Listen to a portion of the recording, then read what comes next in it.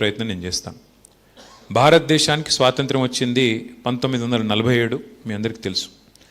మనకు ఒక సంవత్సరం వెనకషీరి వచ్చింది, తర్వాత వచ్చింది 1948 సెప్టెంబర్ 17. ఆ తర్వాత మన హైదరాబాద్ స్టేట్ ఉండే అప్పుడు. హైదరాబాద్ స్టేటు అట్లాగే భారతదేశం మొత్తంలో మొట్టమొదటిసారి ఎన్నికలు జరిగింది 1952. అంటే మొదటి 4 ఏళ్ళు ఇక్కడ మిలిటరీ రూల్ ఉండే మన దగ్గర కూడా.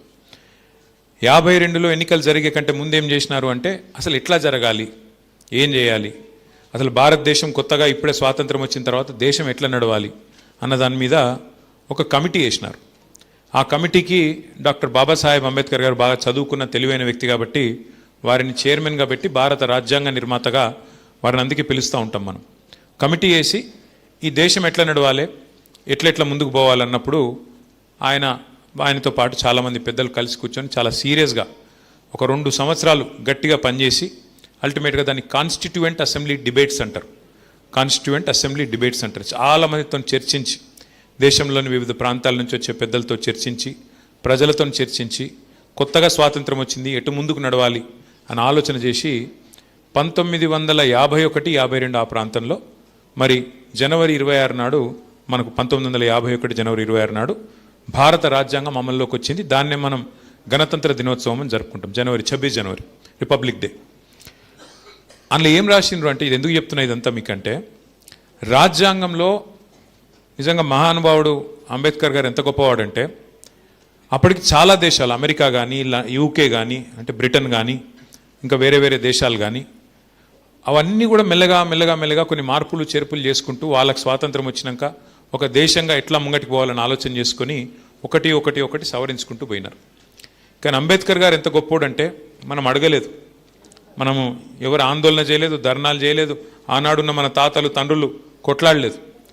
ఆలోచనతో దేశంలో ధనవంతుడైనా పేదవాడైనా ఒకటే ఓటు ఉండాలి, అందరికీ సమానమైన హక్కు ఉండాలి ప్రజాస్వామ్యంలోని ఆనాడు ఎవరు అడగకుండానే నిర్ణయం తీసుకున్నది మహానుభావుడు అంబేద్కర్ గారు.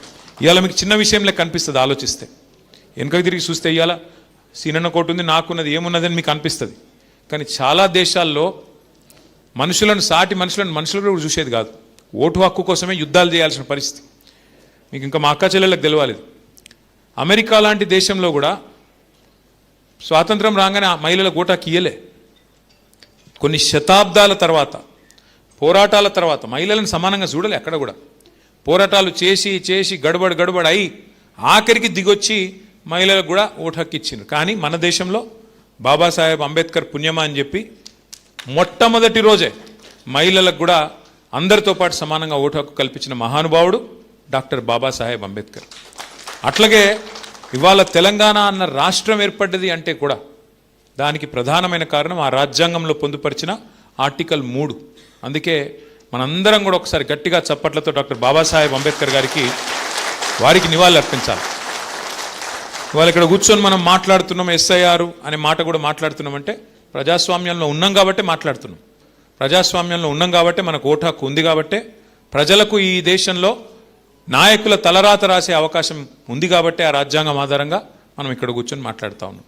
అయితే ఏంటిది ఎస్ఐఆర్ అంటే ఏంటిది? ఎస్ఐఆర్ అంటే స్పెషల్ ఇంటెన్సివ్ రివిజన్, అంటే ప్రత్యేకంగా చేసే ఒక వడపోత కార్యక్రమం. ఓటర్ల జాబితాను ఎవరు ఉన్నారు ఎవరు లేరు ఇవన్నీ తెలుసుకునేందుకు ఒక ప్రత్యేక వడపోత కార్యక్రమం. మరి ప్రతి సంవత్సరం జరుగుతుంది కదా, కొత్త ఓట్లు రాయించుకోవచ్చు కదా జనవరి 1కి అని కొంతమందికి అనిపించచ్చు. ప్రతి సంవత్సరం జరిగేదానికి ఎస్ఐఆర్కు ఫరక్ ఏంది అంటే, ఇప్పుడు మీకు తెలుసు 10 ఏళ్ళకి ఒకసారి మన దేశంలో జనగణన జరుగుతుంది, సెన్సస్. ఎవరు ఉన్నారు ఎవరు లేరు, నీ వయసు ఎంత, ఇంటికి వచ్చి రాసుకపోతారు చూడు. ఇప్పుడు శ్రీయర్ ఉన్నాడు, శ్రీయర్ ఇంటికి వచ్చి మీ ఇంట్లో ఎవరు ఉంటారు, ఎంతమంది పిల్లలు, మీ అమ్మ నాయన ఏడుంటారు, ఏం చదువుకున్నావు, నీ కులం ఏంది, ఇవన్నీ కూడా రాసుకొని మరి అది సెన్సస్ ఇంటికి వచ్చి రాసుకపోతారు. అది 10 ఏళ్ళకి ఒకసారి జరుగుతుంది జనగణన, దాన్ని మీకు తెలుసు. ఇది కూడా ఏంటంటే ఎస్ఐఆర్కు మిగతా రెగ్యులర్గా జరిగేదానికి తేడా ఏంటంటే, ఎప్పటికప్పుడు రాయించుకునే దానికి తేడా ఏంటంటే, ప్రతి సంవత్సరం ఏమో మనం కావాలంటే ఇప్పుడు నా బిడ్డకు 18 ఏళ్ళు వచ్చినాయి అనుకో, వచ్చే సంవత్సరం నేను పోయి రాయిస్తా, ఇక నా బిడ్డకు 18 ఏళ్ళు నిండాయి అని చెప్పి దగ్గరలో ఉన్న తహసీల్దార్ ఆఫీస్కో ఆర్డీఓ ఆఫీస్కో పోయి జిహెచ్ఎంసీ ఆఫీస్కో పోయి మనం ఒక కాగితం ఇస్తే ఒక ఫారం నింపితే ఓటు హక్కు ఇస్తారు. అట్లా కాకుండా ఈ ఎస్ఐఆర్ ప్రత్యేకత ఏంటంటే, భారతదేశానికి స్వాతంత్రం వచ్చిన తర్వాత ఇప్పటిదాకా ఇది మొదటిసారి కాదు జరిగేది. ఇదివరకు కూడా జరిగింది. ఆఖరిసారి ఎప్పుడు జరిగిందంటే 2002లో జరిగింది. అప్పటి నుంచి ఇప్పటిదాకా 24 ఏళ్ళలో మళ్ళీ జరగలే. ఎస్ఐఆర్ ప్రత్యేకత ఏంటంటే ఎట్లయితే సెన్సస్లో మీ ఇంటికి వచ్చి రాస్తారో ఎస్ఐఆర్లో కూడా గట్లే మీ ఇంటికి వచ్చి అధికారులు మీ కుటుంబంలో ఎవరున్నారు, ఓట్లు ఉన్నాయా పోయినాయా, ఎవరైనా చచ్చిపోయినా, ఎవరైనా కొత్తగా పుట్టినరా, 18 ఏళ్ళు నిండినాయా లేవా, నువ్వు ఉన్న ఇంటికాడనే ఉన్నావా మారినవా, ఇదివరకు కిరాయి ఉన్న ఇంటికి వెళ్ళి ఇంకో ఇంటికి పోయినావా, కొత్త ఇల్లు కట్టుకున్నావా, వేరే కిరాయి ఇంటికి పోయినావా, ఇవన్నీ కూడా క్రోడీకరించే కార్యక్రమమే ఎస్ఐఆర్. అయితే ఇందులో ఏమైందంటే గడబడైంది దేశంలో. ఈ బీజేపీ వాళ్ళు వచ్చినాక ఇంతకుముందు సీనియర్ అయిపోయింది. ఈ బీజేపీ వాళ్ళు వచ్చినాక వాళ్ళకు కొన్ని పిచ్చి పిచ్చి ఆలోచనలు ఉంటాయి. ముస్లింలు మాకు ఓట్లు వేయరు, క్రిస్టియన్లు మాకు ఓట్లు వేయరు, కాబట్టి వీళ్ళని కట్ చేయాలి, వాళ్ళకు ఒక ఆలోచన ఉంది. దాంతో ఏమైంది, బీహార్లో గడబడైంది, ఆడ మన వెస్ట్ బెంగాల్లో గడబడైంది. ఎందుకు గడబడైంది, మాకు ఓటు హక్కు ఉండగా నా దగ్గర అన్ని కాయిదాలు ఉండగా కట్ చేస్తున్నారు వీళ్ళు, ఎలక్షన్ కమిషన్ కూడా పూర్తిగా ఏకపక్షంగా పనిచేస్తున్నది అని చెప్పి అక్కడ లాలూ ప్రసాద్ గారి పార్టీ ఉంటుంది, లాలూ ప్రసాద్ యాదవ్ కొడుకు పార్టీ ఉంటుంది, రాష్ట్రీయ జనతాదళ్ తేజస్వి యాదవ్ నాయకత్వం వహిస్తుంటాడు. అట్లాగే కాంగ్రెస్ రాహుల్ గాంధీ ఆయన, వెస్ట్ బెంగాల్లో మమతా బెనర్జీ, వీళ్ళందరూ గడబడి చేసిర్రు. ఇగో మా ఓట్లు ఉండంగా తీసేసిండ్రు, మా हमारे पास सब कुछ है, कागजात है, सब कुछ है, आधार कार्ड है, रेशन कार्ड है, हर चीज़ है, पर हमारे होना बोल के निकाल रहे हैं, हम माइनॉरिटी है, इस वास्ते निकाल दिए అని చెప్పి గడబడైంది. అందుకే ఏమనుకున్నామంటే మన పెద్దలు కేసీఆర్ గారి నాయకత్వంలో మరి మన రాష్ట్రంలో ఇటువంటి కథలు చేయనియద్దు వీళ్ళను, ఎందుకంటే ఇక్కడ బీజేపీ లేదు మనలేదు, యాడుంది బీజేపీ ఈడ, ఏదో ఆ పార్లమెంట్ వచ్చినప్పుడు ఏదో గాడుపు ఆగమాగం గాడుపు తప్ప గాయగత్తర తప్ప కింద గ్రౌండ్లు ఏం లేదు, ఉత్తదే ఆ సోషల్ మీడియాలో ఎక్కువ, సొసైటీలో తక్కువ, వాళ్ళు బిల్డప్ తప్ప ఏముండదు. కానీ వాళ్ళు ఎదురు చూస్తారు, గోతికాడ నక్కలాగా ఎదురు చూస్తారు, యాడన్నా సందు దొరకపోతుందా, ఏదన్నా దొరకపోతుందా మనకు, ఇలా మెల్లగా ఫిట్టింగ్ పెట్టి ఏదో తిరిగా స్వచ్ఛగా రావాలి, సనత్ నగర్లో కూడా మెల్లగా గుసాయించాలి అని ఒక ఆలోచనలో వాళ్ళు ఉన్నారు. దానికోసం ఏం చేస్తున్నారు, వాళ్ళ దగ్గర ఉండే అన్ని వ్యవస్థలను వాడుకునే ప్రయత్నం చేస్తున్నారు. మరి అది సాగనీయద్దు అంటే మనం ప్రతి బూత్ స్థాయిలో ఎవరైతే బిఎల్ఏస్గా ఉన్నారో మనం గట్టిగా పనిచేయాలి. అయితే ఇక్కడ మనం మీకు ఒక చిన్న విషయం తెలవాలి. బీహార్లో గడబడైతుంటే ఆ రోజు మన పార్టీ తరఫున నేను ఉత్తరం రాసిన ఎలక్షన్ కమిషన్కు, మీరు చేస్తుంది తప్పు, ఇన్ని అనుమానాలు వచ్చేటట్టు ఎలక్షన్లు ఇంకా 3 నెలల దూరం ఉండగా నువ్వు ఇప్పుడు ఈ కథ పెడితే రేపు ఓటు పోయినాక వాళ్ళు కోర్టుకు పోయినా కూడా కోర్టులో ఇరుక్కొని పోయి ఉంటారు, ఈ లోపల ఎలక్షన్ అయిపోతుంది, మీరు చేస్తుంది తప్పు, మీరు పారదర్శకంగా చేయండి, ట్రాన్స్పరెంట్గా చేయండి, అందరికి అర్థమయ్యేటట్టు చేయండి అని ఉత్తరం రాస్తే పిలిచిండ్రు ఎలక్షన్ కమిషనర్. నేను నాతో పాటు మన 4 ఎంపీలు, ఒక మాజీ ఎంపీ గారు, 6గురం కలిసి చీఫ్ ఎలక్షన్ కమిషనర్ను, 2 ఎలక్షన్ కమిషనర్లు, 3గురిని గంట సేపు కూర్చున్నాం. వాళ్ళతో కూర్చొని డిమాండ్ చేసినాం. ఏమని డిమాండ్ చేసినాం, ఇవాళ కూడా నేను మళ్ళీ పత్రికా మాధ్యమం ద్వారా కేంద్ర ప్రభుత్వాన్ని, ఎలక్షన్ కమిషన్ను మళ్ళీ డిమాండ్ చేస్తూ ఉన్నాం. చాలామందికి అనుమానాలు ఉన్నాయి, ఈ డబ్బాలు గోల్మాల్ అవుతున్నాయి, అందులోమో ఉన్నది, ఆ చిప్పు అటు ఇటు అవుతుందట, ఉన్నాయా లేవా నేను చెప్పేది. చాలామందికి అనుమానాలు, లేకపోతే గిన్నిగానం ఎట్లా గెలుస్తారు వీళ్ళు చేసింది ఏముడిది, ఇట్లా చాలామందికి అనుమానాలు ఉన్నాయి. అందుకే మొదటి డిమాండ్ ఏం పెట్టినాం ఆ రోజు అంటే, మేము పోయి అయ్యా పెద్ద పెద్ద దేశాలు, అమెరికా లాంటి దేశాలు, జర్మనీ లాంటి దేశాలు, వాళ్ళే ఈవీఎంలు వద్దంటుండ్రు, వాళ్ళే కొంతమంది అయితే పెట్టిర్రు మళ్ళీ తీసేసిండ్రు, మరి మన కాడ గిన్ని అనుమానాలు ఉన్నప్పుడు ఇదంతా ఎందుకు, తీసేయండి, మళ్ళా పేపర్ బ్యాలెటే పెట్టండి, తప్పకుండా దానివల్ల లాభం అవుతుందని చెప్పి కూడా మన పార్టీ తరఫున డిమాండ్ చేసినాం. పేపర్ బ్యాలెట్ పెట్టండి, తప్పేమున్నది, ఎందుకంటే పేపర్ అయితే మళ్ళీ దేవులాడుకోవచ్చు, ఏడగుద్దినాం అంటే గిడగుద్దినా అని, కొన్ని ఖరాబ్ అయితే కావచ్చు ఓట్లు, కానీ పేపర్ అయితే పక్కా ఆధారం ఉంటుంది కాబట్టి పెట్టండి అని అడిగినాం. రెండోది ఏమడిగినామంటే, అయ్యా మీరు చేస్తున్న ఈ కార్యక్రమం, ఈ వడపోత కార్యక్రమం ఎస్ఐఆర్ అనేది అవుతున్నదో, ఇంట్లో కూడా అనుమానాలు వస్తున్నాయి మీ మీద, ఓట్లు ఉన్నోళ్ళవి కూడా తీసేస్తుర్రట, బతికిన వాళ్ళని చచ్చిపోయిన వాళ్ళని చూపెడుతుర్రట, కాబట్టి ఒక పని చేయండి, ప్రతి బూత్లో ప్రతి పార్టీ కార్యకర్తలు ఉంటారు, కాబట్టి మా వాళ్ళకి అవకాశం ఇవ్వండి, ప్రతి బూత్లో ఆల్ పార్టీ అంటే అన్ని పార్టీలకు అవకాశం, కాంగ్రెస్ వాళ్ళకు, బీఆర్ఎస్ వాళ్ళకు, బీజేపీ వాళ్ళకు, ఎవరుంటే వాళ్ళకి, ఇంకెవరైనా వేరే పార్టీలు ఉంటే వాళ్ళకు ఏజెంట్లు పెట్టుకొని మీరు బూత్ లెవెల్ ఆఫీసర్లు ఎవరినైతే నియమిస్తున్నారో, అంగన్వాడీ టీచర్ కావచ్చు, ఆ మెప్మా వాళ్ళు కావచ్చు, ఇంకోళ్ళు కావచ్చు, వాళ్ళతో మేము కలిసి పనిచేస్తాం. మేము కూడా మా పార్టీ తరఫున మీకు ఇస్తాం. ఏమిస్తాం, ఇగో ఫలానా మనిషి ఈయన ఉన్నాడు, నువ్వు లేడంటున్నావు, తప్పు నువ్వు చేసేది అని చెప్పి కింది స్థాయిలో బూత్ స్థాయిలోనే ఒక కమిటీ ఉంటే పకడ్బందీగా వ్యవహారం జరుగుతుందని చెప్పి మొట్టమొదలు చెప్పిందే మన పార్టీ బీఆర్ఎస్ పార్టీ, వాళ్ళకి నివేదించిందే మనం. చెప్పినాక మళ్ళీ సుప్రీంకోర్టు కూడా చెప్పింది, ఏందా మీరు గడబడి చేస్తున్నారు, బీహార్లో ఆగమాగం చేసిండ్రు, ఇగో గిన్ని రకాల ఐడెంటిటీ కార్డులు ఉన్నాయి ఈ దేశంలో. ఇప్పుడు మన దేశంలో ఎన్ని ఐడి కార్డులు ఉంటాయి ఒక మనిషికి? పాస్పోర్ట్ ఉంటుంది, ఆధార్ కార్డు ఉంటుంది, రేషన్ కార్డు ఉంటుంది, తర్వాత నీకు మన డ్రైవింగ్ లైసెన్స్ ఉంటుంది, బ్యాంక్ ఐడెంటిటీ కార్డు ఉంటుంది, పాన్ కార్డు, 12 రకాల కార్డులు ఉన్నాయి ఈ దేశంలో. సుప్రీంకోర్టు ఏం చెప్పింది? ఆ 12 ఏది ఇచ్చినా ఓకే, ఫలానాది ఉన్నది ఫలానాది లేదని గడబడి చేయొద్దు, ఆ 12 ఏది ఇచ్చినా కూడా ఆ మనిషిని మీరు ఓటు హక్కు కల్పించాలి అని చెప్పింది. చెప్పినాక ఎందుకంటే ఇప్పుడు చదువు కోసం, ఉద్యోగం కోసం వరంగల్కి నుంచి హైదరాబాద్కి వస్తాం, హైదరాబాద్కి నుంచి ఢిల్లీకి పోతాం, అవసరమైతే ఢిల్లీకి వెళ్ళి అమెరికా కూడా పోతాం. ఎందుకంటే మనిషి బతుకుదెరువు కోసం కదులుతూనే ఉంటాడు. ఇప్పుడు ఇక్కడ ఉన్న వాళ్ళందరం హైదరాబాద్ని పుట్టినామా? నేను పుట్టలే హైదరాబాద్, నేను కరీంనగర్లో పుట్టినా, ఇక్కడికి వచ్చినా, చదువుకున్నా, ఇక్కడ సెటిల్ అయినా. అట్లా ఎంతోమంది ఉంటారు 7-7 వచ్చి ఇవాళ బతుకుదెరువు కోసం, చదువు కోసం, వైద్యం కోసం, అవసరాల కోసం, పొట్ట కూటి కోసం వచ్చిన వాళ్ళు కోట్ల మంది ఉంటారు. కాబట్టి మరి అక్కడికి వెళ్ళి ఇక్కడికి వచ్చినావు కాబట్టి నీ ఓటు అక్కడ కట్ చేస్తా ఇక్కడ కట్ చేస్తా అంటే అది ఎట్లా కరెక్ట్ అవుతుంది? అందుకే జాగ్రత్తగా చేయాలి అన్న ఉద్దేశంతోన మనం మొత్తం డీటెయిల్గా చెప్పినాక ఇవాళ మీకు శ్రీనివాస్ యాదవ్ గారు చాలా చక్కగా మీకు డీటెయిల్డ్గా చెప్పినారు. ఇక్కడ ఇంపార్టెంట్ పాయింట్ ఏమిటిది అంటే, ఇప్పుడు మనం ఇది మీకు ఇచ్చినారు అందరికీ, ఇది చాలా చాలా ఇంపార్టెంట్. ఇలా ఏంటంటే శ్రీనివాస్ యాదవ్ గారు, ఎందుకంటే నేను ఇందాక ఉత్తగానే చెప్పలేదు, ప్రణాళికతో పనిచేసే మనిషి. ప్రణాళిక అంటే మంచి పకడ్బందీ స్ట్రాటజీ ఉంటుంది, ఏం చేసినా పర్ఫెక్ట్ ప్లానింగ్, వ్యూహం ఉంటుంది శ్రీనివాస్ యాదవ్ గారిది. ఏం చేసిండు ఇలా? లాస్ట్ టైం ఎస్ఐఆర్ జరిగినప్పుడు, ఎప్పుడు 2002లో ఏం ఓటర్ లిస్ట్ ఉండే ఆ ఓటర్ లిస్ట్ కూడా తెప్పించిండు. అందులో మీ డివిజన్లో మ్యాపింగు కాలం కూడా ఇచ్చిండు మీకు మొత్తం కింద. అంటే ఏమిటిది? 2002లో ఉమ్మడి ఆంధ్రప్రదేశ్ ఉండే, అప్పుడు తెలంగాణ లేదు. అప్పుడు కాన్స్టిట్యున్సీ నెంబర్ 208 సనత్ నగర్. అప్పుడు మళ్ళీ కాన్స్టిట్యున్సీ కూడా ఈ రోజున్న కాన్స్టిట్యున్సీ ఆ రోజు లేదు. ఈ రోజున్న సనత్ నగర్ కొంత అప్పుడు సికింద్రాబాద్లో ఉండే, కొంత సనత్ నగర్లో ఉండే. కాబట్టి ఏం చెప్తున్నాడు సీనన్న, మీకు కొన్ని పద్మారావు నగర్ లాంటి డివిజన్ అయ్యాల సికింద్రాబాద్లో ఉండే, ఇవాళ సనత్ నగర్లోకి వచ్చింది. అట్లా అప్పటికి ఇప్పటికి వచ్చిన మార్పులను కూడా దృష్టిలో పెట్టుకొని 208, 209లో కొంతుండే, 208 కొంతుండే. దాన్ని ఇప్పుడు మనం పర్ఫెక్ట్గా ఆ రోజు ఓటర్ లిస్ట్ ముంగట పెట్టుకొని, ఈ మధ్యన వచ్చిన లేటెస్ట్ ఓటర్ లిస్ట్ కూడా ముంగట పెట్టుకొని ఈ కార్యక్రమాన్ని బూత్ల వారీగా, ఒక్కొక్క బూత్లో ఎన్ని ఓట్లు ఉంటాయి? 1000-1200 అంతే కదా. 1000-1200 అంటే ఎన్ని ఇండ్లు ఉంటాయి? 1000-1200 అంటే 500 యాడ్ ఉంటాయి, పోయి ఉండే 300-350 అంతకంటే ఎక్కువ ఉండే. ఎందుకంటే హైదరాబాద్ లాంటి ప్లేస్లో మనకు ఒక్కొక్క ఇంట్లో యావరేజ్గా చెప్తున్నా నేను, ఎగ్జాక్ట్లీ 5-6 ఉంటారు హైదరాబాద్లో. లేదు కొన్ని చోట్ల 4 ఉండొచ్చు. నేను చెప్పేది యావరేజ్గా చెప్తున్నాను. ఒక దగ్గర 8 ఉండొచ్చు, ఒక దగ్గర 4 ఉండొచ్చు. కానీ 300-350 ఇండ్లు ఉంటాయి, అంతకంటే ఎక్కువ ఉండయి. సో ఒక బూత్ ఏజెంట్ చేయాల్సిన పని ఏంటి అంటే, మీకు టైం కూడా ఉంది, ఫుర్సత్గా చేయొచ్చు, లేవు ఆగమాగం అయ్యేది కూడా ఏం లేదు. ఈ ప్రోగ్రామ్ ఎప్పుడు స్టార్ట్ అవుతుందంటే, ప్రస్తుతం ఫ్యామిలీ మ్యాపింగ్ నడుస్తున్నది, మీకు అవకాశం ఇచ్చారు. ఇప్పుడు మొన్న మీకు ఒక చిన్న ఎగ్జాంపుల్ చెప్తే మీకు అర్థమవుతుంది ఇంకా ఈజీగా. మొన్న జూబ్లీ హిల్స్ ఎలక్షన్ అయింది మీ పక్కకే. మొన్న మన గోపీనాథ్ గారు చనిపోతే ఉప ఎన్నిక జరిగింది. ఉప ఎన్నికల గమ్మత్ అనే విషయం మీకు చెప్తా. పేరుకేమో 4 లక్షల ఓట్లు ఉన్నాయి.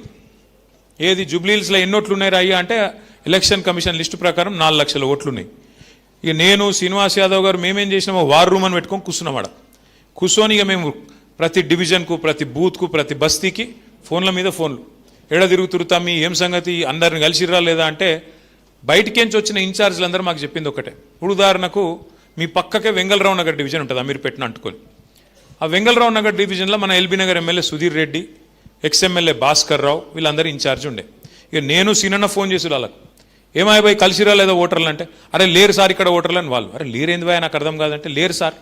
అరే 300 మంది దొరుకుతూనే లేరు, ఎందుకంటే పేరు ఉన్నది ఇలా ఓటర్ లిస్టులో, కానీ ఆ మనిషి లేడు సార్ అంటారు. అరే అట్లెట్లుండరు బాయ్ అంటే, లేరు.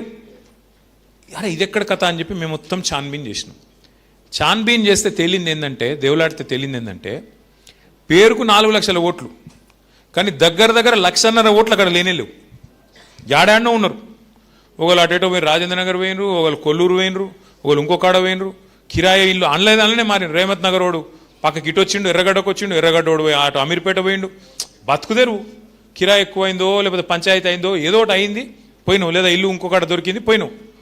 ఇట్లా ఏమవుతుంది అంటే, ఇప్పుడు ఎస్ఐఆర్ కార్యక్రమంలో ఏమేమి చూస్తారు అంటే, మీకు 4 రకాల, ఇది చాలా ఇంపార్టెంట్, జర మనసుకి ఎక్కించుకోండి, జర్రా సునో ఇసుకే బారే మీద. आपको 4 किस्म के अलग अलग काम करना होगा इसमें. एक चीज नंबर 1 ఫస్ట్ మనం చేసేది ఏంటంటే ఎక్కడన్నా ఎవరైనా చచ్చిపోతే వాళ్ళ ఓటింగ్ అట్లనే కొనసాగుతుంటే దాన్ని డిలీట్ చేపియాలి. ఉదాహరణకు ఒక ఇంట్లో పెద్ద మనిషి ఉండే, 95 ఏళ్ళ పెద్ద మనిషి ఉండే, ఆయన చనిపోయిండు, కానీ ఓటర్ లిస్ట్లో పోయిన ఓటర్ లిస్ట్ ప్రకారం అట్లే ఉంది చెప్పి తీయించాలి. ఇగో ఈయన లేడు సార్, చనిపోయిండు అని చెప్తే తీసేస్తారు. నెంబర్ 1. ఇక్కడ కొంత లంగతనం ఉంటుంది. ఏముంటుంది, ఆ దొంగ ఓటు అట్లే కంటిన్యూ అయితే నేను గుద్దుకోవచ్చు కదా అని అవతలోడు చూస్తుంటాడు. అది మనం చూసుకోవాలి, జాగ్రత్త పడాలి. ఓహో ఇదేదో ఉన్నది రాబాయి అంటే ఇది కరెక్ట్గా లేదు. ఎందుకంటే ఇగో మనం సింపుల్, ఇందాక సీననే చెప్పింది ఒకటి చాలా మంచి మాట. ఏం చెప్పిండు, మనం వాళ్ళ మీద తిట్టేది లేదు, చదివేది లేదు, వాళ్ళ మీద కేసులు పెట్టేది లేదు, గడబడి చేసేది లేదు, యుద్ధాలు చేసి మన మీద కేసులు పెట్టించుకునేది కూడా లేదు. మనం ఫెయిర్గా ఫైట్ చేద్దాం, జనంలోకి పోదాం. ఇగో మేము 10 ఏళ్ళకి ఈ పని చేసినాం, రేపు మళ్ళీ అవకాశం ఇస్తే ఈ పని చేస్తామని ప్రజల ముందు వాళ్ళ దయ కోసం అడుగుదాం. వాళ్ళు గెలిపిస్తే వాళ్ళ కోసం పని చేద్దాం. వద్దురాబాయి పక్కకు కూర్చుంటే పక్కకు కూర్చుందాం, గడబడేమున్నది.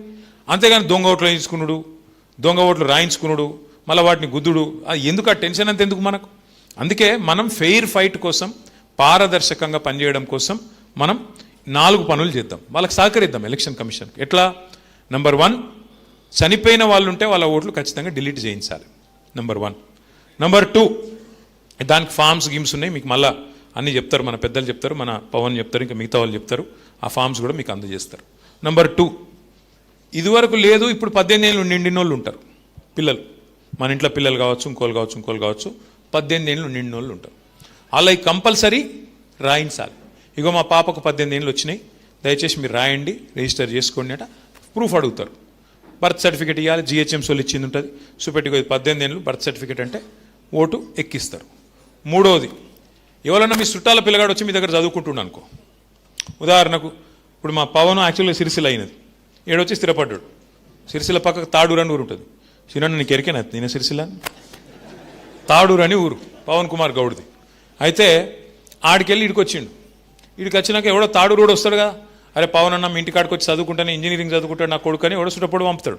ఆ పిల్లగాడు ఇడికి వస్తాడు, ఈయనే ఉంటాడు. మరి ఇప్పుడు ఎలక్షన్ వచ్చింది, మీరు ఏం చేయొచ్చు, ఆ పిల్లగానికి ఛాయిస్ ఇవ్వచ్చు. తమ్మి నీ ఓటు ఈడ రాయించుకుంటావా, ఆడనే ఉంచుకుంటావా, దబ్బనని ఈయనే రాయించుకుంటా మామ అన్నాడు అనుకో, ఈయనే రాయించురి, ఆడ కట్ అవుతుంది, ఈడ యాడ్ అవుతుంది. మీకు తెలుసు, నేను చెప్పాల్సిన అవసరం లేదు, చాలామందికి మన రాష్ట్రంలో, మన హైదరాబాద్లో 2 ఓట్లు ఉన్నాయి.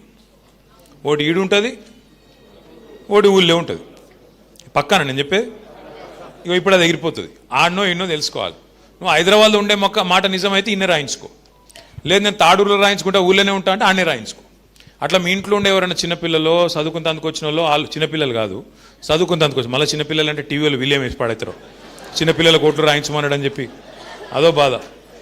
అట్లా 18 ఏళ్ళు నిండిన వాళ్ళు ఉంటే, నేను అనలేదా చిన్నపిల్లలని అంతే, టీవీ వాళ్ళు 18 ఏళ్ళు నిండిన వాళ్ళు ఉంటే దబ్బన వాళ్ళు ఇక్కడికి వచ్చి మీ దగ్గర సెటిల్ అయి ఉంటే వాళ్ళ ఓట్లు కూడా మీరు రాయించవచ్చు. అట్లే 4వ పాయింట్ ఏంది, ఎవరన్నా ఇక్కడోళ్ళు మన దగ్గరికి ఎంచి ఇంకో దగ్గర షిఫ్ట్ అయినరు అనుకో, ఈడ ఉంటుండే, ఇదివరకు అమీర్పేటలో ఉంటుండే, అంతేనా అన్న, రాజేంద్ర నగర్ పోయి ఉన్నాడు, ఆడేదో కొత్తగా ఏదో ఉద్యోగం వచ్చింది దగ్గర అని చెప్పి పిల్లల స్కూల్లో అదో ఏదో అటు పోయిండు, ఇంజనీరింగ్ కాలేజ్ గాడు ఉన్నది, ఆడ చదువుతారు, ఆడిపోయిండు. ఆడపోయినాక ఆడింట్లో ఉంటుంది, ఈడ కూడా ఒకటి ఉంది, ఆడ కూడా ఒకటి ఉంది, ఇక్కడికి వెళ్ళిపోయింది కాబట్టి కట్ చేయించాలి. 4 ఈడ జరిగేది ఏం లేదు, పెద్ద ఇంట్లో కథ ఏం లేదు. 1 చనిపోయిన వాళ్ళ ఓట్లు తొలగించడం, 2వది కొత్త ఓట్లు రాయించడం, 3వది ఎవరన్నా ఇక్కడికి ఓటర్ షిఫ్ట్ అయితే వాళ్ళది రాయించడం, 4వది ఇక్కడి ఓటు ఎక్కడికన్నా షిఫ్ట్ అయితే దాన్ని తీసేయించడం.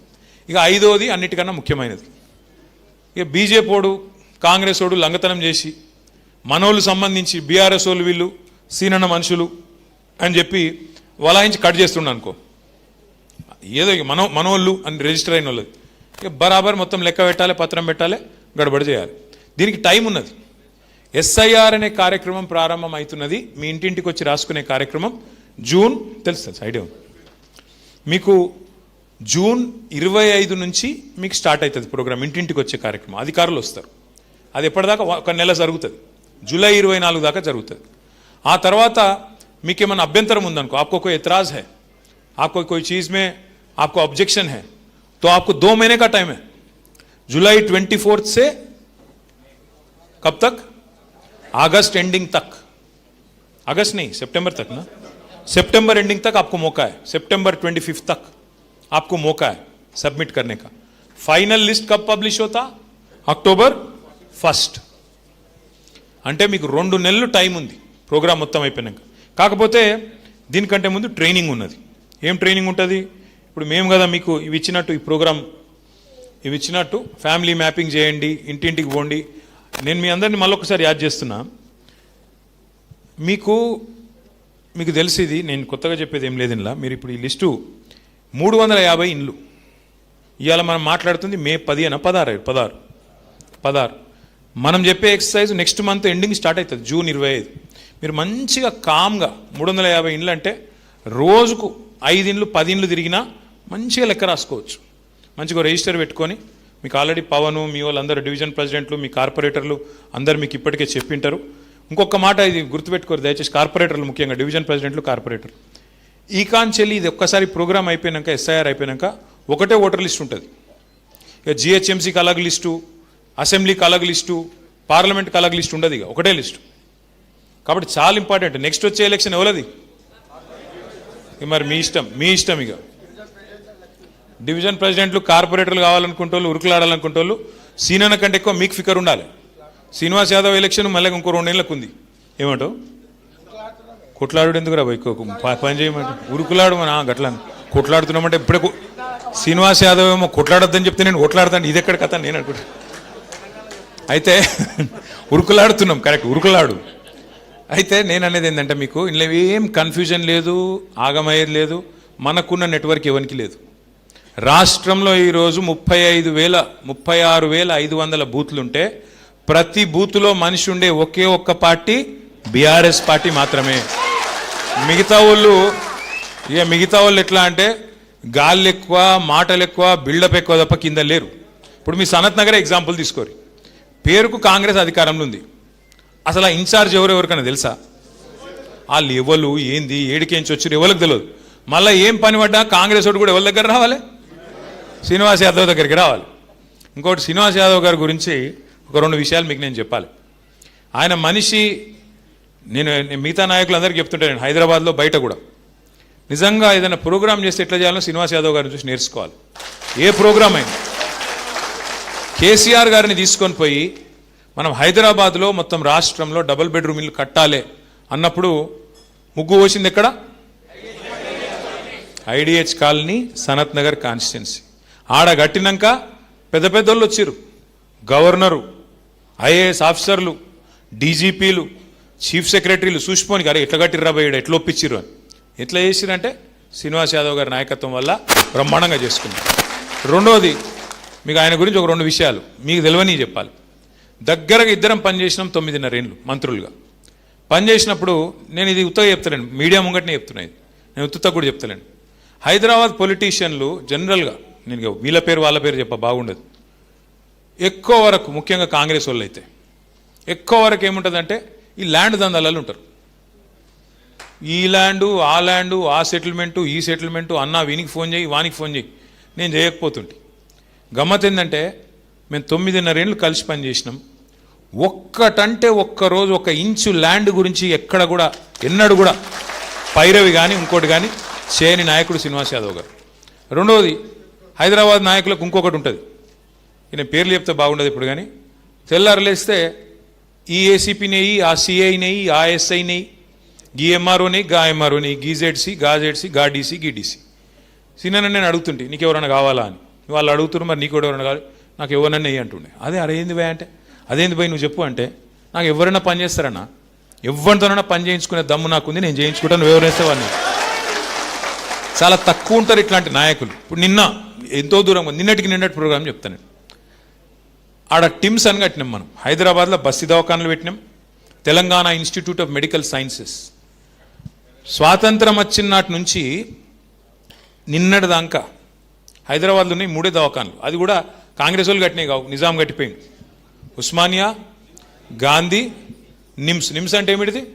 Nizams Institute of Medical Sciences. మళ్ళీ లేకపోతే వాడెవడో రాజీవ్ గాంధీ కట్టిండు, ఈడెవడో కట్టిండు అంటారు ఆయన తల్లి లంగలల్లో. కాంగ్రెస్ వాళ్ళకి సంబంధం కూడా లేదు. 3 దవాఖానాలు హైదరాబాద్లో, 3 అవి ఎప్పుడో నిజాం కట్టిపోయినాయి. మళ్ళీ అప్పటి నుంచి నిన్నటి దాకా కొత్త దవాఖాన లేదు. కోవిడ్ వచ్చినాక అసలు ఎంత అవస్థ పడ్డారు ప్రజలు, మేము కళ్ళతో చూసినాం. ప్రభుత్వంలో ఉన్నమా రోజు బెడ్స్ కోసం మాకు వచ్చి పైరవీలు, ఆక్సిజన్ సిలిండర్ కోసం పైరవీలు, ఆక్సిజన్ దాని ఏమంటారు దాన్ని ఇప్పుడు మర్చిపోయిన పేరు, కానీ మాస్కులు, కాన్సన్ట్రేటర్లు, ప్రతిదానికో పెద్ద పైరవి, వెంటిలేటర్లు. ఎంత గడబడి ఉంటుందంటే చచ్చిపోతామన్నంత భయము. తన ఇంటోళ్ళు ఆగమవుతుంటే చూడలేం కదా, బేచైన్ అవుతుండే. కేసీఆర్ గారు ఆ రోజు ఒక నిర్ణయం తీసుకున్నారు. ఢిల్లీలో ఎయిమ్స్ అనే హాస్పిటల్ ఉంటుంది, చాలా ఫేమస్. ప్రధానమంత్రులు కూడా అక్కడనే పోయి వైద్యం చేయించుకుంటారు. All India institute of Medical sciences, AIIMS. అగో ఆ స్థాయిలో మన తెలంగాణలో కూడా ఉండాలని చెప్పి మన హైదరాబాద్లో 4 టీమ్స్, ఒకటి కాదు 4 టీమ్స్ హాస్పిటల్ ప్లాన్ చేసిండు కేసీఆర్ గారు. Telangana institute of Medical sciences అందులో సీనన్న కొట్లాడి ఆడ ఈడైంది సార్, నేను పెడతా, నాకాడ పెడతా అని చెప్పి చెస్ట్ హాస్పిటల్ మా సనత్ నగర్కు, జూబ్లీ హిల్స్కు, కూకట్పల్లికి అన్నిటికీ వనుకొస్తుంది, సెంటర్లు ఉంటుందని చెప్పి బ్రహ్మాండంగా సనత్ నగర్లో మీ ఎర్రగడ్డలో చెస్ట్ హాస్పిటల్ ప్రాంగణంలో 53 ఎకరాల జాగా, 1-2 కాదు 53 ఎకరాల జాగా తీసుకొని వాళ్ళతో మాట్లాడి శ్రీనివాస్ యాదవ్ గారే దగ్గరుండి ఏప్రిల్ 22, 26, 2022 నాడు కేసీఆర్ గారు స్వయంగా వచ్చి శంకుస్థాపన చేసిండ్రు. ఒక్క సనత్ నగర్లో చేయలే, ఎల్బీ నగర్లో చేసినాడు. గడ్డి అన్నారం మార్కెట్ ఉంటుండే ఆడ, ఆ మార్కెట్ను షిఫ్ట్ చేసి ఆ మార్కెట్ మళ్ళీ హాస్పిటల్ కోసం సౌలత్ కావాలని అక్కడ. మూడోది ఇంకో ల్యాండ్ గడ అల్వాల్లో, మీరు ఇప్పుడు ఇలా కరీంనగర్ పోతుంటే కనబడుతుంది రైట్ సైడ్, బ్రహ్మాండంగా అల్వాల్లో. అది కూడా మన ల్యాండ్ కాకుండే, రామానంద తీర్థ ఇన్స్టిట్యూట్ అని వాళ్ళది ఉండే, వాళ్ళని పిలిచి బుదురకిచ్చి వాళ్ళకి వేరే కాడ ల్యాండ్ ఇచ్చి అది తీసుకొని అక్కడ.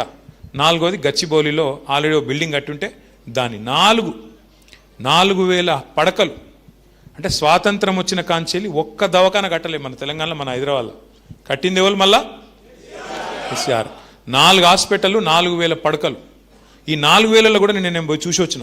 ప్రోగ్రామ్ ఇంత గొప్పగా చేసిండంటే శ్రీనివాస్ యాదవ్ గారు, నేను ఉత్తగా అన్న మొన్న ఒకరోజు, అన్న మనం పోయి చూసొద్దాంపా, నువ్వు మొన్న పోయినావు కానీ చూసొద్దాంపా, మనం కట్టింది కదా. మళ్ళీ వీడు పోయి రిబ్బన్లు కట్ చేసి వీడు డ్రామాలు చేస్తాడు, 4 ఫ్లెక్సీలు కట్టి. వీడు రిబ్బన్ కటింగ్ మాస్టర్ ఉన్నాడు మచ్చర్ పైల్వాన్, కాబట్టి మనం పోవాలి కదా అంటే అన్నాడు, నువ్వు రా, నేను ప్లాన్ చేస్తా అన్నాడు. నాకు నేను నిజంగా చెప్తున్నా, ఆడికి వస్తే నేనే మంత్రిని, నేనే ఇనాగరేషన్కి వచ్చినట్టుంది ఆడగాడు. మొత్తం హంగామా చూస్తే వాళ్ళు ప్రెస్ వాళ్ళు, పోలీసు వాళ్ళు, వాళ్ళు పరిశాన్. అరే ఇదేంది పైకి ఇంతమంది అని. అంటే పాయింట్ ఏంటంటే ఏ ప్రోగ్రాం చేసినా అంత పకడ్బందీగా, అంత వ్యూహాత్మకంగా, అంత ప్రణాళికబద్ధంగా మీ నాయకుడు శ్రీనివాస్ యాదవ్ గారు చేస్తారు. ఆయన మీకు నాయకుడుగా ఉండడం మీ అదృష్టం. ఆయనను చూసి మిగతా చాలామంది నాయకులు నేర్చుకోవాలి. పార్టీ ప్రోగ్రాం అయినా, గవర్నమెంట్ ప్రోగ్రాం అయినా, ప్రజల ప్రోగ్రాం అయినా ఎట్లా చేయాలి, ఎట్లా చేస్తే ప్రజలకు లాభం అవుతుంది, పార్టీకి లాభం అవుతుంది అనేది ఒక ఆర్ట్. అది ఇవాళ శ్రీనివాస్ యాదవ్ గారు మీకు అట్లాంటి నాయకుడు మీకు ఉండడం అదృష్టం. నేను చివరిగా మీకు ఒక్కటే చెప్పేది, ఇవాళ హైదరాబాద్లో మనం ఒక్క సీటు కూడా కాంగ్రెస్కి ఇవ్వకుండా అన్ని మనమే గెలిచినాం. మీ దయ, మీ అదృష్టంతోనే గెలిచినాం. మీ దయతో, మీ పకడ్బందీ ప్రణాళికతో మీరు గుండెల్లో పెట్టుకొని గులాబీ జెండాను మోస్తే, మీరు కొట్లాడితే 2023లో రాష్ట్రంలో వేరే చోట ఎట్లున్నా హైదరాబాద్లో మాత్రం ఒక్క సీటు కూడా అటు ఇటు కాకుండా హైదరాబాద్ మాత్రం మనమే గెలిచినాం. అది కూడా ఏం మెజారిటీలు ఒకసారి యాద్ చేసుకోండి. రాష్ట్రం అంతా ఒక తీరుగుండే. కుత్బుల్లాపూర్లో 85,000, కూకట్పల్లిలో 72,000, ఉప్పల్లో, మల్కాజ్గిరిలో 50,000, ఇక్కడ 40,000, సికింద్రాబాద్లో 40,000. ఇక్కడ ఓట్లు తక్కువ ఉంటాయి మన కాడ, లేకపోతే మనకు కూడా 1,00,000 వస్తుండే. సనత్ నగర్లో మన దగ్గర ఉండే ఓట్లే తక్కువ, 2,50,000, 2,20,000. అదే కుత్బుల్లాపూర్లో 8 లక్షల ఓట్లు. అంటే ఎందుకు చెప్తున్నా అంటే హైదరాబాద్ ప్రజలు మాత్రం మనని గుండెలో పెట్టుకొని చూసుకున్నారు. ఖచ్చితంగా మళ్ళీ కేసీఆర్ ఉంటేనే మళ్ళీ ప్రభుత్వం, మళ్ళీ హైదరాబాద్ ముందుకు పోతుందని ఆలోచన చేసాం. ఎందుకు? మనం పని చేసినాం కాబట్టి. ఎక్కడ కూడా మనం పిచ్చి పనులు చేయలేదు, పని చేసినాం. మనము ఇండ్లు కట్టినాం, ఈయన లెక్క ఇండ్లు గులగొట్టే పని చేయలే. ఈయనేం చేస్తున్నాడు? శనివారం వచ్చిందంటే చాలు హైడ్రా పేరు మీద హైడ్రామా అని ఆడబడతాడు, ఇల్లు గులగొడతాడు. అరే గరీబోళ్ళు తెలుసో తెలియకనే కట్టుకున్నారు. కేసీఆర్ గారు రాష్ట్ర వ్యాప్తంగా జీవో నంబర్ 58 కింద, 59 కింద ఎక్కడన్నా గరీబోళ్ళు గవర్నమెంట్ జాగాలు ఇల్లు కట్టుకుంటే 2,50,000 మందికి పట్టాలు ఇచ్చిన నాయకుడు కేసీఆర్ గారు. గవర్నమెంట్ అంటే ఏంటిది? గవర్నమెంట్ జాగా అంటే ఏంటి? ప్రజలదే కదా. మరి గరీబోనికి ఇల్లు ఇవ్వకపోతే నువ్వెందుకు గవర్నమెంట్? మరి ఆయన కట్టుకున్నాడు, కట్టుకుంటే నీకేం పోయింది? నీళ్ళ సౌలతి, కరెంట్ సౌలతి, రోడ్లేయు, మోరీలు కట్టు, ఆ జాగా రెగ్యులరైజ్ చేయి. అట్లా మనం 2,50,000 మందికి పట్టాలు ఇచ్చినాం. గిరిజనులు కొన్ని చోట్ల మరి జంగల్ కొంత సాఫ్ చేసి, పోడు చేసి భూమి వ్యవసాయం చేస్తుంటే 4,50,000 మందికి 4,50,000 ఎకరాలకు పోడు పట్టాలు ఇచ్చిన నాయకుడు కేసీఆర్ గారు. అంటే ప్రజలు చూస్తున్నారు ఫరక్ ఏంది. గరీబోళ్ళని కడుపులో పెట్టుకొని కేసీఆర్ గారు చూసుకుంటే ఈయన ఏం చేస్తున్నాడు. ఈయన గురించి ఎంత తక్కువ మాట్లాడితే అంత మంచిది. కానీ ఒకటి మాత్రం పక్కా, ఇవాళ ఒక హైదరాబాద్లో కాదు, రాష్ట్రం మొత్తం ప్రజలు ఎదురు చూస్తున్నారు. ఎప్పుడు ఎలక్షన్ వస్తుందా, ఎప్పుడు కాంగ్రెస్ పోతుందా, మళ్ళా కేసీఆర్ వస్తాడా. ఇలా స్లోగన్ ఒకటే రాష్ట్రం అంతటా, కాంగ్రెస్ పోవాలి, కేసీఆర్ రావాలి, కేసీఆర్ రావాలి. ఇది మొత్తం రాష్ట్రంలో ఏడవై. రైతును అడుగు, తప్పు చేసినాం సారు ఏం చేయాలి, అప్పుడు ఏదో అయ్యింది అట్లా అని బాధపడుతున్నారు. ఇక హైదరాబాద్లో అయితే ఏం మారలే, జోర్దార్ ఉన్నది పరిస్థితి. కార్పొరేషన్ ఎలక్షన్ ఎప్పుడు పెట్టినా ముమ్మాటికి మళ్ళీ గెలిచే పార్టీ ఖచ్చితంగా బీఆర్ఎస్ అని అనుమానం అవుతుంది. కానీ ఇంట్లో కూర్చుంటే గెలవం. ఇంకా అట్లా అని చెప్పి మళ్ళీ ఉపన్యాసాలు ఇస్తాం, నేను రోడ్ షోలకు వస్తా, సీనన్న తిరుగుతాడు, అట్లా కాదు. ఇప్పుడు మీరు పక్కడబందీ చేసుకుంటే, నేను ఇంతకుముందు లేవు నేను చెప్పిన వీళ్ళకు. నెక్స్ట్ ఎలక్షన్ ఎవలది కార్పొరేటర్ లేదేనా. శ్రీనివాస్ యాదవ్ గారి ఎలక్షన్ ఎప్పుడుంది. సో ఎవరికి ఉండాలి కడుపు నొప్పి ఎక్కువ, మీకే ఉండాలి. ఇంకోటి నేను ఇక సీనన్న ముంగడి చెప్తాను ఏమని అనుకొని, హైదరాబాద్లో, వరంగల్లో, ఖమ్మంలో ఎలక్షన్ అది ఏది ఉన్నది, ఎక్కడ కూడా ఎవరికి మాట ఇవ్వలే. ఎవరు ఎక్కువ ఉరుకుతే, ఎవరికి ఎక్కువ సర్వేలో వస్తే వాళ్ళకి టికెట్లు ఇస్తాం. అది కూడా చెప్తున్నా కుల్లా, ఏమని అనుకోరు. ఇక ఉరుకులాడు, నాకు టికెట్ కావాలి, ఉరుకులాడు, తిరుగు, ఎక్కువ చెయ్యి, పని చెయ్యి, ఏమనుకోకరు. మా వేదిక మీద కూర్చున్న కార్పొరేటర్లు అంత తిట్టుకోకరు, మీరు వాళ్ళకంటే కూరుకురు, నేను వద్దంటలేను. వింటున్నావా రూపమ్మా, గట్టిగా తిరుగు. నేనేమంటున్నా అంటే అంతేనా సినన్నా, open competition, open competition. Okay పక్కానా వద్దా, ఓపెన్ కాంపిటీషన్ ఓకేనా. ఉరుకులాడాలే, ఎవరికి టికెట్లు కావాలనుకుంటారో, ఎవరు గెలవాలనుకుంటారో, ఎవరు గల్లీలు ఎక్కువ తిరుగుతారో, ఎవరు బస్తీలు ఎక్కువ తిరుగుతారో. ఉన్నాయి సమస్యలు లేవా. కాంగ్రెస్ గవర్నమెంట్ వచ్చినాక సమస్యలే ఉన్నాయి తప్ప ఏమున్నాయి. ముఖ్యమంత్రికి దోమలు కొట్టే తెలివి కూడా లేదు, దోమల మందు కొట్టే తెలివి కూడా లేదు. చూడు, చెత్త తీస్తుండ్రో లేదో నాకు తెలియదు, రైతు బంధు పడుతుందో లేదో నాకు తెలియదు, మరి నీకు ఏమెరక, ఏం తెలుసు. ఒక గసంటోడు ముఖ్యమంత్రి. కాబట్టి నా రిక్వెస్ట్ మీ అందరితోని, ఎస్ఐఆర్ కూడా మనం ఏదో ఫికర్ చేసే పని లేదు. మనం పక్కడబందీగా బూత్ స్థాయిలో చేసుకుంటే 4 పనులు చేయాలి. ఎక్కువ తక్కువ కన్ఫ్యూజ్ కావద్దు. 1000 ఓట్లు, 350 ఇండ్లు మీకున్నాయి. ఆ 350 ఇండ్లలో ఎవరు ఉన్నారు ఏం లేదు ఫస్ట్ మ్యాపింగ్ చేసుకోవాలి. ఈ నెలంతా ఆ పని చేయాలి. జూన్ 25కి మీరు తయారు ఉండాలి. వాళ్ళ ఇంటికి వస్తే ఇగో వీళ్ళది ఉన్నది ఓటు, వీళ్ళది లేదు, వీళ్ళు కొత్త ఓటు, వీళ్ళు షిఫ్ట్ అయినరు, ఇగో వీళ్ళు చనిపోయినరు అని చెప్పి ఇచ్చేస్తే మామూలు కథం. ఆ బిఎల్ఓ ఉంటారు, మీరు బిఎల్ఏ, వాళ్ళు బిఎల్ఓ, బూత్ లెవెల్ ఆఫీసర్ వాళ్ళు, బూత్ లెవెల్ బీఆర్ఎస్ ఏజెంట్ మీరు. కాబట్టి మనం స్పష్టంగా డేటా ఇచ్చి ఇగో ఫలానా వాళ్ళ ఓటు ఉంది, ఫలానా వాళ్ళది లేదు. దీనివల్ల ఏం జరుగుతుంది అంటే, ఇప్పుడు మీరు కార్పొరేటర్ రేపు పోటీ చేయాలనుకుంటే వాళ్ళకు ఒక అటాచ్మెంట్ పెరుగుతుంది ఓటర్తో. అరే నా ఓటు రాయించిండ్రు, ఇక దొంగ ఓటు ఉంటే తీయించిండ్రు, ఇక మా వాళ్ళ ఓటు రాయించిండ్రు అంటే ఒక అటాచ్మెంట్ పెరుగుతుంది. కాబట్టి బూత్ లెవెల్ ఏజెంట్లుగా ఎవరెవరైతున్నారో సోదరులు సోదరిమణులు, దయచేసి రోజు కొద్దిగా సమయం తీసుకొని, ఇంతకుముందు సీనన్న చెప్పింది కరెక్ట్, మీరు టైం ఇచ్చుడే మాకు ఎక్కువ. మీకుండే రోజు పోరాటము, మీకుండే రోజు పంచాయతీ, రోజు ఉరుకులాటలో పార్టీకి 1 గంటనో 2 గంటలో 3 గంటలో ఇచ్చుడే ఎక్కువ.